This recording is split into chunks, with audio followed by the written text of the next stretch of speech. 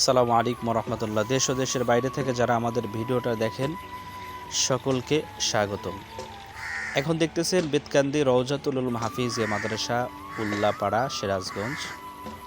এটা উল্লাপাড়ার শেষ প্রান্তে, একেবারে সীমানার দিকে বললেই চলে।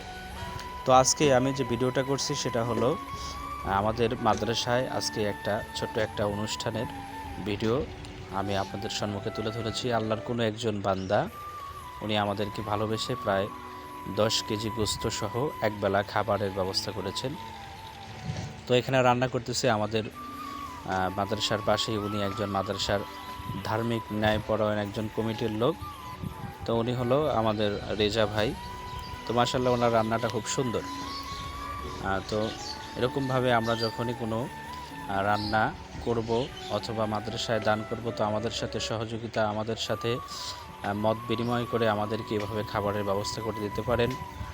যেহেতু এখানে ইতিম বাচ্চা কাচ্চা অনেকেই লেখাপড়া করে, তো সেই সুবাদে আপনাদের কাছে ভিডিওটা শেয়ারের জন্য আবদার জানাই যে ভিডিওটা আপনারা শেয়ার করে দিলে আপনার শেয়ারের মাধ্যমে একজন যদি দেখে, সে যদি মাদ্রাসায় খাবারের ব্যবস্থা করে দেয়, তাহলে অবশ্যই আপনি সওয়াব পেয়ে যাবেন ইনশাআল্লাহ। আর চ্যানেলটা সাবস্ক্রাইব করে রাখবেন, আমাদের মাদ্রাসার ইসলামিক ভিডিওগুলো আপনার কাছে পৌঁছে যাবে।